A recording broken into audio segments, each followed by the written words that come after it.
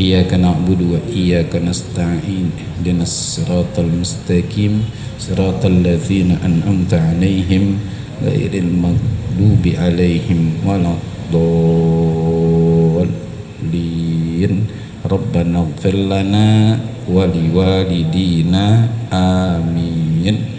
Bismillahirrahmanirrahim.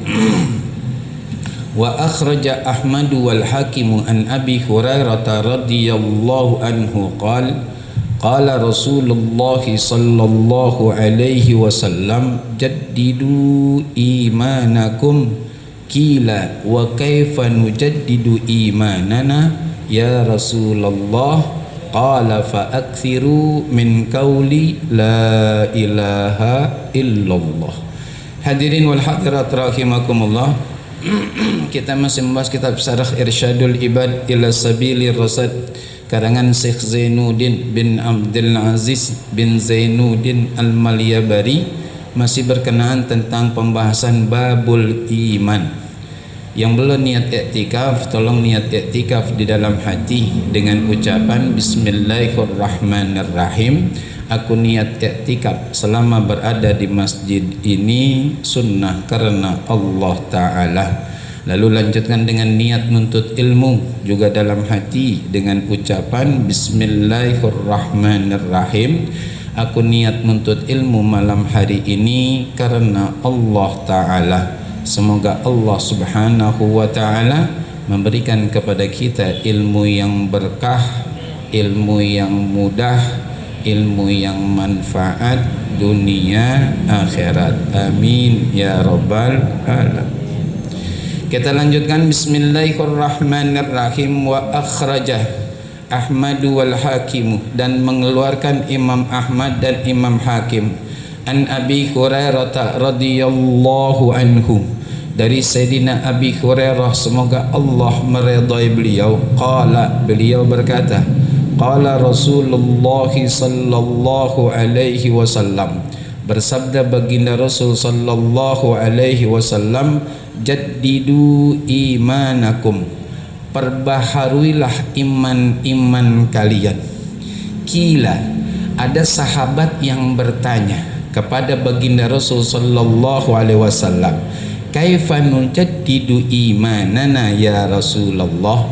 Bagaimana caranya kami sahabat itu memperbaharui iman-iman kita? Qala, baginda Rasul menjawab, beliau bersabda, fa aktsiru min qauli la ilaha illallah.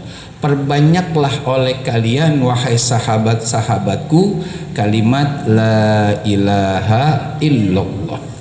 Hadirin wal hadirat rahimakumullah, iman itu nikmat terbesar kedua dari Allah Subhanahu wa Ta'ala buat kita umat Islam setelah baginda Nabi besar Muhammad sallallahu alaihi wasallam. Setelah iman, panjang umur. Setelah panjang umur, sehat wal afiat. Setelah sehat wal afiat, ilmu agama, dan seterusnya dan seterusnya.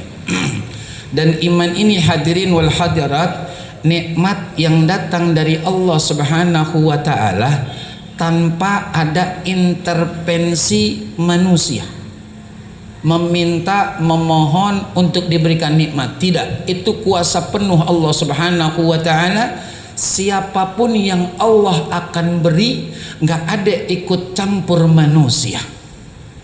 Dan ini nikmat iman itu yazid wa yankus, naik turun, bahkan bisa hilang. Makanya baginda Nabi besar Muhammad sallallahu alaihi wasallam sayang banget sama kita umatnya. Beliau ngasih tahu cara supaya iman tetap utuh, iman tetap ada. Kenapa demikian? Besok di akhirat, orang yang berhak masuk surga, orang yang masih punya iman. Maaf, walaupun dikit, tapi bagusnya utuh dan naik. Nih, dan dengan nikmat iman apapun kebaikan yang kita lakukan di dunia ini ada ganjarannya, ada balasannya, minimal 10 kali lipat yang Allah akan berikan buat kita. Itu modal hidup dan untuk mengundang rahmat Allah agar Allah bukain pintu surga buat kita. Itu iman. Makanya Allah mengajarkan kita nih umatnya, jadidu, perbaharui. Emang kenapa jalan hidup yang kita jalani di dunia ini penuh dengan ujian? Sering saya menyampaikan, musuh kita yang pasti umat Islam itu 4. 1, kemewahan dunia. Yang kedua adalah bisikan setan. Yang ketiga hawa nafsu. Yang keempat setan berwujud manusia. Ini musuh kita. Kalau kita bisa mengalahkan 4 ini dalam setiap hari, insya Allah bahkan pasti hidup kita tenang setenang-tenangnya. Tapi nggak mungkin kita bisa bebas. Artinya setan nggak pernah mau nyerah. Karena setan dipanjangkan umurnya sampai Allah sampai kiamat. Kalau kita ada matinya, kita ada lengahnya, kita ada bosannya, padahal itu kebaikan. Entar dulu dah sholatnya, pere dulu dah majelis taklimnya. Oh setan enggak. Makanya maaf nih kepada Ustadz Haji Ahmad Zarkasi, kakanda Ustadz Haji Adi Sulaiman bin Haji Abdul Rasid Allah yarham, dan semuanya para orang tua, guru-guru dan jamaah ya. Saya sering berbahasa khususnya kepada jamaah ibu-ibu, Bu, sebelum ngaji nih, Bu, iya, ibu kita buat enak ngaji ya, mau senderan boleh, mau selonjoran boleh, mau pijit-pijitan boleh. Beneran. Kok bisa begitu Sukron? Saya mengacu dan saya ittiba, ikut dari saran dawuh Kiai Haji Bahauddin bin Kiai Haji Nur Salim. Beliau dipesankan oleh ayahanda beliau Kiai Haji Nur Salim Allah yarham rahmatal abrar. Kata beliau, ya, kalau kamu ngajarin orang jangan bikin takut, bikin senang. Kalau kita ngaji udah dalam keadaan senang, setan bingung godainnya dari mana. Nah kan kebanyakan, maaf ya kalau bahasanya pakai kata kebanyakan umat Islam belum pergi ngaji udah pikirin halangannya, udah pikirin gimana cari alasan untuk nggak ngaji. Nah setan demen, makanya kita buat senang, mau sholat kek, baca Quran kek, majelis taklim kek, sedekah kek, bawa senang. Setan bingung mau dari mana digodainnya. Orang kita melakukan ibadah senang kok. Nah yang suntuk itulah ada peluang kesempatan setan untuk godain kita. Jadi makin jauh kita dari oh iya gulem nih, nah jadi dah tuh nggak jadi. Ibu-ibu juga begitu ya, ibu-ibu sono, bukan sini, cuman tetanggaan sama yang sono ya tuh gitu. Nah setan tuh nggak berhenti, dia usaha terus. Emang dia pengen banyak yang nemenin dia besok di neraka. Disinilah iman kita harus kokoh. Kalaupun ada kepleset dikit, ini salah satu yang disarankan oleh baginda Rasul buat kita umat Islam laki perempuan, jangan pernah enggak untuk berla ilaha illallah. Alhamdulillah di masjid kita ini, Masjid Jami' Riyadul Abidin, yang saya tahu setiap menjelang selesai taklim ada la ilaha illallah talqin. Kalau kita hitung dalam sepekan, kita kan Ahad malam Senin, gurunya misalkan 4 kali nih ngajar, cuman 4 kali doang kita la ilaha illallah dalam sebulan. Nah kuntilanak setiap menit. Jadi gimana Sukron? Minimal setiap habis sholat fardu jangan apa enggak. Kita protek diri kita untuk tetap kokoh iman dan supaya selalu seger. Ini saran baginda Nabi besar Muhammad sallallahu alaihi wasallam dengan afdalu ma qultuhu ana wan nabiyuna min qabli la ilaha illallah. Begitu. Resepin banget. Maaf, bukan gak bagus zikir dengan lisan, tapi bawa hati itu lebih sempurna. Hati kita jadi bergetar. Yang gak pantas di hati rontok dengan sendirinya atas izin. Kita lanjutkan hadirin jamaah rahimakumullah.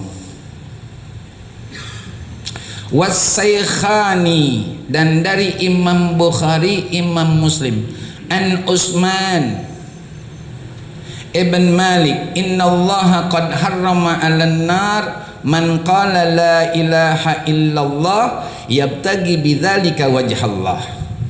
Dari Sayyidina Utsman ibn Malik, semoga Allah meridhai beliau, baginda Nabi besar Muhammad sallallahu alaihi wasallam bersabda, sesungguhnya Allah Subhanahu wa taala mengharamkan atas neraka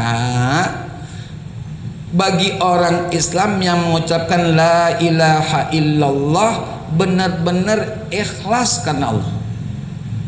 Makanya gitu. Kita ulang lagi nih, setiap ibadah minimal 2 syarat nih untuk bisa diterima oleh Allah. Yang pertama ikhlas, seikhlas-ikhlasnya. Yang kedua ittiba, ikutin tuntunan baginda Nabi besar Muhammad sallallahu alaihi wasallam. Setelah itu pasrahkan semua sama Allah, dan kita yakin Allah tidak pernah mensia-siakan ibadah kita sekecil-kecilnya, karena Allah nggak pernah berbuat zalim. Ikhlas tuh. Makanya maaf, kita nih dikit ikhlas ada buahnya, banyak nggak ikhlas percuma. Kayak debu di atas batu kena hujan deras, kalis, licin, nggak ada sisanya abin. Emang apa? Nggak ikhlas. Dituntut itu doang sama Allah. Kok dituntut itu? Karena semuanya dari Allah. Maka balikin kepada Allah. Jangan semuanya pasti itu dari Allah, tapi kita balikin, kita arahin buat kepada makhluk Allah. Salah. Dia apa yang nguntungin kita? Ayo dah. Dia apa kebaikan sama kita? Ayo dah. Kan manusia itu sama sama kita, karena kita sama-sama manusia. Lagi senang, yang di bawah taplak meja dikeluarin. Itu lagi senang. Coba kalau lagi benci, apapun koreng kita dikelet sama dia. Dikelet sama dia, kagak mau tahu dah. Itu manusia. Kalau Allah nggak begitu. Allah itu sejahat-jahatnya manusia.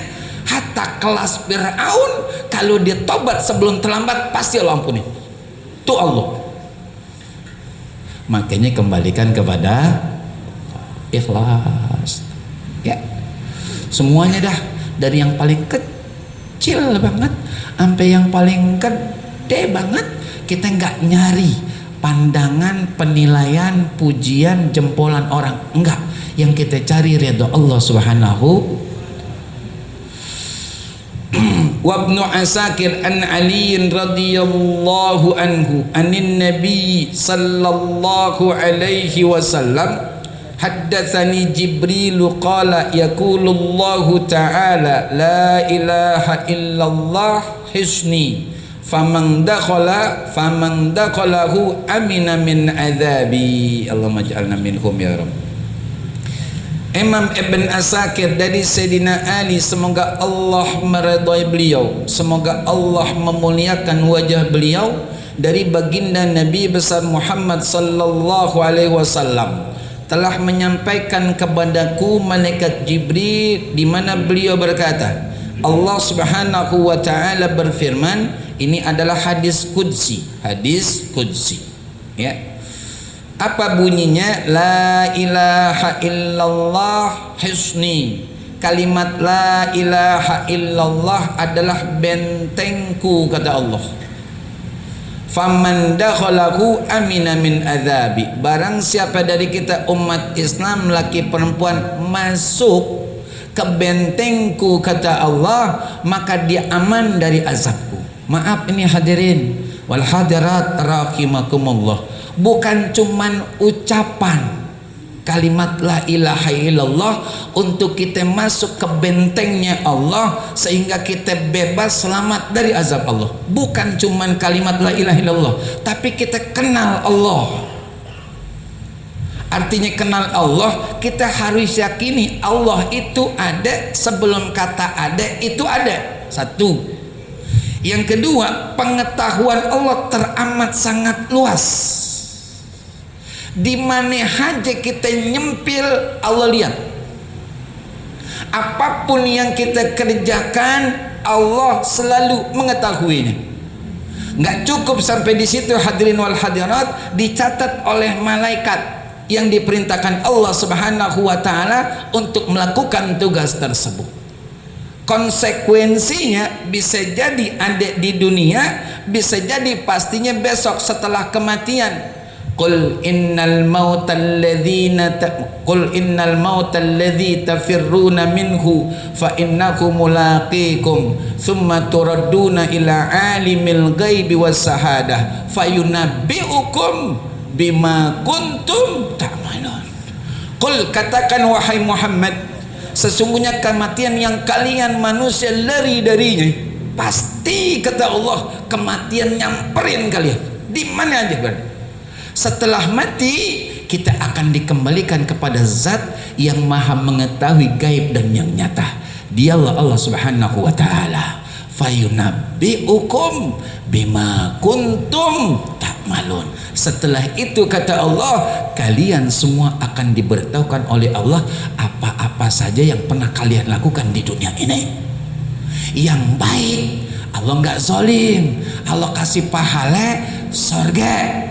Yang nakal Allah pun tegaskan, aku punya siksa kata Allah. Dulu ente sia-sia ini kebaikan, ente lebih memilih kesenangan hobi ente lari dari aku kata Allah, nih azabku, rasakanlah. Fadzuku famaliz zalimina min nasir, rasakanlah kata Allah azabku, dan tidak ada penolong satupun kata Allah yang bisa memberikan bantuan bagi orang yang zalim, termasuk zalim sama dirinya. Ya, jadi kenalnya begitu dari kalimat la ilaha illallah. Bukan cuma sekedar ngucap doang. Kalau sekedar ngucap doang istilahnya sangat mudah, bukan ngentengin, bukan. Sangat mudah ketimbang kita harus kenal Allah. Makanya kita harus kenal Allah. Jadi di mana aja kita udah yakin Allah tahu, Allah awasin, Allah lihat, makanya kita nggak berani nakal, nggak berani berbuat dosa. Emang apa? Karena ada Allah. Allah maha tahu, dan pengetahuan Allah tanpa batas saking luasnya. Kudunya begitu. Yang laki juga begitu. Kalau sekedar nyelipin duit di dompet 150 200 nggak apa-apa. Yang penting jangan nyelipin nama perempuan. Iya bu, ibu kok pelan doang ngangguk ya. Itu perempuan juga begitu. Ya, nggak boleh tuh nakal-nakal lewat HP misalnya, nggak boleh. Ya. Jadi bagaimana? Ya udah, lempeng aja hidup. Mau ada kek, nggak ada orang kek, yang pastinya ada Allah. Kita lanjutkan hadirin. Wal hadirat rahimakumullah. Wa Tabrani an Abi Darda, laisa min abdin yaqulu la ilaha illallah mi'ata marrah illa ba'athahu Allahu yawmal qiyamah wa wajhu kal qamar lailatal badr wa lam yarfa li ahadin yawma idzin amalun afdala min amalihi illa man qala mithla qawlihi aw zada. Dari Imam Tabrani dari Sayyidina Abi Darda radhiyallahu an, semoga Allah meridhai beliau, baginda Rasul sallallahu alaihi wasallam bersabda, laisa min abdin, tidaklah ada seorang hamba dari hamba Allah, yaqulu, yang mana beliau itu berucap la ilaha illallah mi'ata marrah, kalimat la ilaha illallah 100 kali. Illa ba'atsakullahu yaumal qiyamah, kecuali besok Allah bangkitkan kelak hari kiamat, wa wajhu kal qamar lailatal badar, wajahnya itu bersinar kayak bulan purnama. Bulan purnama. Maka bagi kita nih laki-laki, khususnya perempuan, kalau mau jadi orang yang enak dipandang oleh orang lain, dan itu kita punya wajah bersinar diredoin oleh Allah Subhanahu wa ta'ala, jangan buang-buang duit, begitu kalau bahasa agamanya. Jadi bagaimana syukron? Dawamin wudu dan ucapin la ilaha illallah, bersinar dah wajah kita. Emang kenapa? Dengan wudu bukan cuman kotoran daki, debu yang di wajah, tangan, pale, kaki doang yang bersih, dosa juga bersih. Orang itu kelihatan mukanya butek bukan cuman gara-gara kotor atau maaf wajahnya kurang ini, tapi dosanya. Kan dosa itu nempelnya di sini, kata baginda Sul di hati, nuktatun sauda, titik-titik hitam. Maka ketika titik-titik hitam hari demi hari makin banyak, maaf, lagunya enak buat dia doang, tapi buat orang dia nggak pikirin. Makanya orang gerah, orang nggak demen. Walaupun secara penampilan misalkan dia ganteng kalau laki, perempuan dia cantik, orang nggak suka nemenin dia. Emang apa? Dosanya banyak, sumbernya di hati, nuktatun sauda. Dengan wudu rontok tuh dosa. Makanya kalau bini sayang ame laki, jangan skincare, jangan salon, wudu aja. Dikit-dikit wudu. Emang boleh sukron wudu ketika kita punya wudu? Boleh. Namanya tajdidul wudu, memperbaharui wudu. Cuman wudu yang pertama dipakai dulu buat sholat, baru kita pakai lagi. Itu dapat 10 kali pahala wudu. Satu wudu aja itu dahsyat, apalagi 10. Namanya tajdidul wudu, memperbaharui wudu. Ini kadang-kadang kita udah kentut, tenang aja. Bang, entut ya, jangan ngomong malu. Padahal masih di majelis. Maaf nih, kakak saya kenal banget pasti, dan kita juga kenal sebagian kita. Almarhum al-maghfurlah Haji Minhad Ma'ruf. Saya lihat sendiri karena ngajinya bareng di Al-Anwar, bulan begitu Al-Anwar. Beliau kan sakit, mudah-mudahan jadi uzkuru mahasina mautakum. Rembet-rembet nih ke kamar mandi, padahal taklim masih berlangsung, berarti beliau batal. Pegangan wudu, kakinya sakit, bangunnya susah, usia tua gitu, wudu balik lagi. Tuh coba kalau yang muda, ada yang begitu? Ayo angkat tangan, saya mau lihat. Saya mau lihat wajahnya benar apa kagak. Jarang yang begitu. Makanya maaf ya, bercerminlah dengan orang yang Allah kasih kekurangan dan hambatan, tapi nggak pernah dia terpedaya dan dia dininak bobokan oleh halangan tersebut. Mestinya begitu. Saya mohon maaf ya, maaf dah kalau bahasa Quran. Jujur saya kadang-kadang malu ngeliat orang gitu. Ibu-ibu dah tua dah begini nih. Sampai di majelis gini nih, gini aja deh. Tapi sampai ada orang Padang ngaji di Al-Anwar, iya, di keluarganya Allah Masya Ustaz Haji Barmawi, iya, di Ustazah Haja Sadia, dia Ustazah Komaria, iya, di rumah Buya, iya, Jumat pada asar ibu-ibu pakai tongkat. Saya kebetulan sekali waktu ketemu sama beliau. Assalamualaikum. Waalaikumsalam. Mau dibonceng, saya kata gitu. Ah Ustadz ada-ada aja. Ntar kalau dilihat sama istri gimana? Nah saya boncengin ibu saya bilang gitu. Ayo. Enggak Pak Ustadz, makasih, kata dia. Atuh itu jalan kaki lumayan jaraknya, sampai coba yang jejeg. Tahu jejeg? Sehat walafiat kakinya. Alasannya banyak loh. Nggak ngaji banyak, bang nggak ngaji bang, orang kate kaki semutan, semutan doang, nggak berangkat. Tuh kadang-kadang saya mohon maaf, saya jujur nih, malu saya ngeliat itu. Untuk pribadi ya, untuk pribadi, ya nih, ya. Jadi kembali lagi hadirin jamaah rahimakumullah.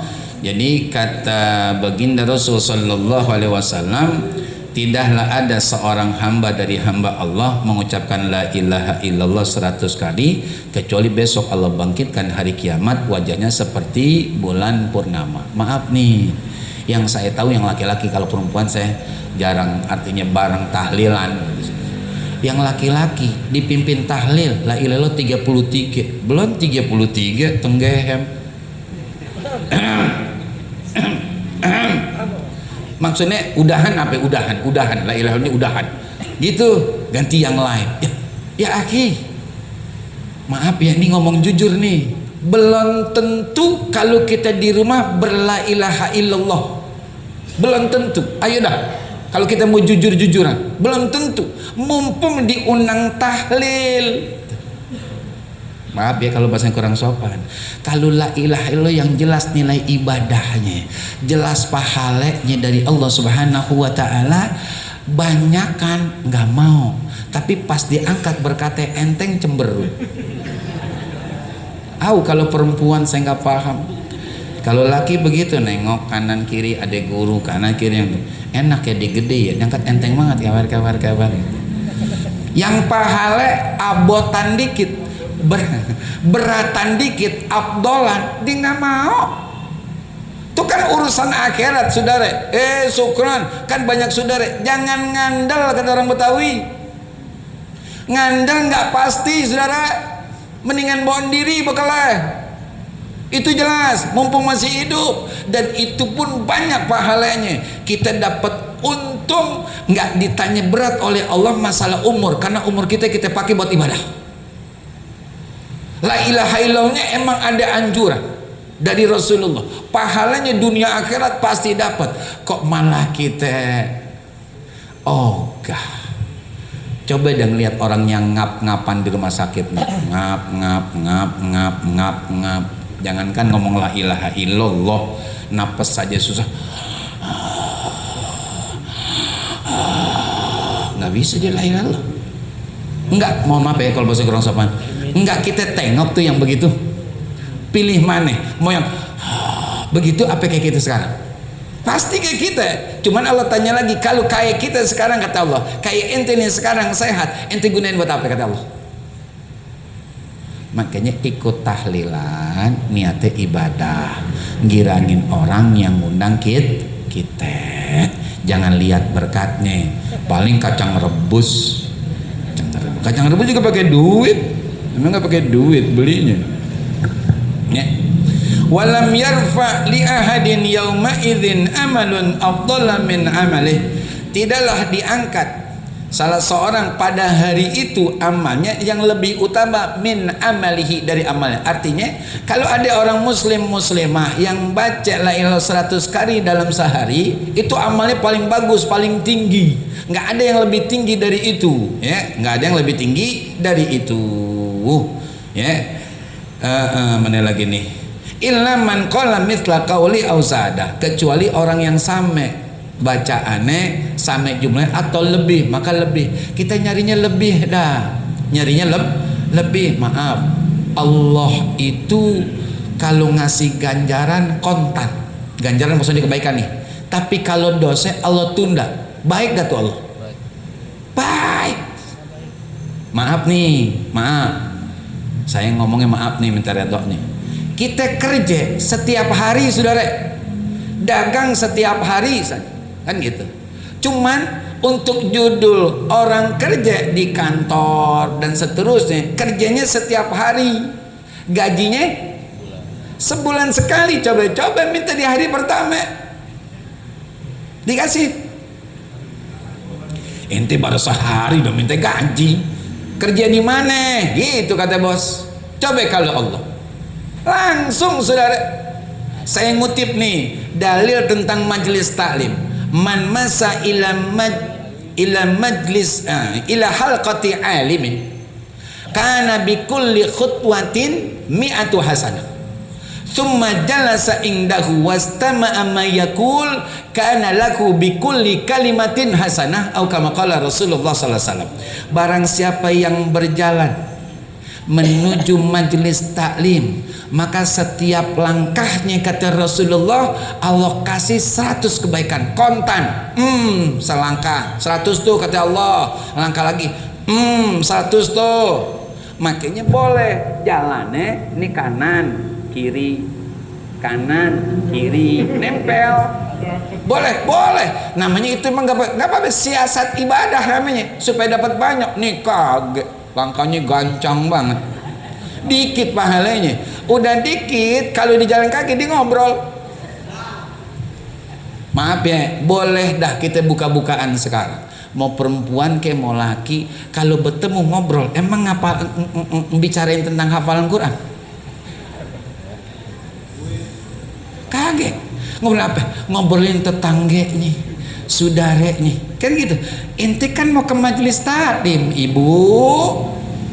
Ngapain jadi gibah? Makanya saya menyarankan kepada ibu-ibu majelis taklim khususnya, kalau mau jalan ke majelis taklim, jumpa ame guru, jumpa ame teman sama jamaah, jumpa ame orang tua, datengin, salamin, salam, ucap salam, cium tangan. Maaf ya ustazah, maaf ya ibunda, saya jalannya sebelah sini. Kan gak mungkin ngobrol. Yang atau di sini, yang atau di sini. Emang begini ngobrol gitu jalan? Kan kagak mungkin. Masing-masing zikir, top tuh yang begitu.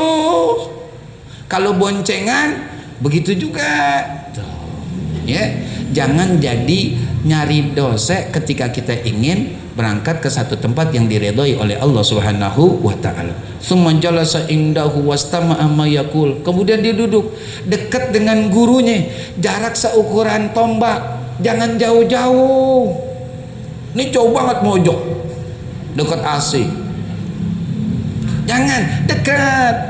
Ya kan, summa jalasa indahu, kemudian duduk dekat dengan gurunya, wastama'a ma yaqul, kemudian dia simak tuh apa yang diucapkan sama gurunya. Kana bikulli kalimatin hasanah, kata baginda Rasul, setiap kalimat dari guru tersebut buat itu orang ada satu kebaikan dari Allah Subhanahu wa taala. Kalau setengah jam kita ngaji sama guru, kira-kira berapa kalimat? Kadang-kadang kan begitu, maaf ya, enggak cuman majelis taklim, Jumatan juga. Makanya saya minta tolong ya, minta tolong dah, siapapun yang ngawal guru, jangan direkam guru lagi Jumatan. Iya, direkam guru. Ente lago saudara, tahu lago? Lam, ogen, alif, lago, sia-sia. Dalam kitab Tahzibut Targhib wa Tarhib, lago bermakna ithmun, dosa. Ngapa kita rekam? Bahkan Gus Baha lagi ngaji begini nih, ada yang moto, kata Baha, berhenti ente, jangan moto ente, berhenti. Tuh, guru yang lempeng. Ini ngawal guru direkam. Ntar gurunya nanya, udah rekam, sempurna gak? Ya. Naik status, kata Bang Andi, status. Ini Jumat saudara, ya ngaji aja jangan. Kadang-kadang repot sama HP-nya. Lah ngapain? Kadang-kadang ngobrol, apalagi gurunya kan suka sama, salah jalan kan, nanya dulu sih. Dia sih ngajar kagak enak kan, nih ngobrol aja. Kalau guru-guru kita dulu tegas, bukan kasar, jangan salah paham nih. Ketika beliau lagi ngajar, ada yang ngobrol, beliau panggil, bapak, maaf, bapak yang keluar apa saya yang keluar? Tuh guru dulu benar ngajarinnya, tegas. Kalau bapak yang keluar saya tetap, tapi kalau bapak mau tetap di situ tapi ngobrol, saya yang keluar. Ngambek, baperan muridnya, nggak enak, galak, kasar gurunya. Tuh, nah ente ngobrol, ini kan majelis taklim bukan warkop. Ilah, tuh kadang-kadang tuh begitu tuh. Padahal gurunya sayang banget. Jarang-jarang orang bisa sampai ke taman surganya Allah kayak begini. Mudah-mudahan dengan begini besok kuburan kita benar-benar taman surga. Ya, kita lanjutkan hadirin jamaah rahimakumullah. Kecuali gitu orang yang baca la ilaha sampai jumlahnya atau lebih dari itu misalkan jadi 110, 120, maka lebih, maka kita cari lebih dah. Karena untuk kebutuhan di akhirat itu harus benar-benar lebih. Kok bisa begitu? Sebagai closing insya Allah karena udah bunyi bel. Ya, kenapa begitu? Nauzubillah tsumma nauzubillah. Kita khawatir entar banyak yang rembetin kita di padang mahsyar. Nauzubillah, contoh doang bahasa agama, bisa anak, bisa bini, bisa suami, bisa saudara, bisa ipar, bisa orang tua, bisa mertua, bisa tetangga, bisa teman, bisa sama-sama jamaah, gitu. Kayak kawan kantor dirembetin, nauzubillah dirembetin, diminta haknya gara-gara kita zalim. Nah kalau kita bawa modal kurang, lama habis, pas-pasan miskin, bawanya lebih. Tapi alhamdulillah syukuran misalnya, ya kan, nggak ada yang nuntut, bagus, derajat surga kita lebih tinggi tuh. Makanya jangan cepat puas ame ibadah dan selalu sempurnakan agar makin dekat kita dengan ajal kematian kita itu selalu bagus dan bagus. Lagi puncak-puncaknya Allah wafatkan kita, mudah-mudahan jadi wafat yang baik insya Allah. Hadirin wal hadirat rahimakumullah, pas jam 7 di waktu sebelah kiri saya kita baca Fatihah, kita mohon baik.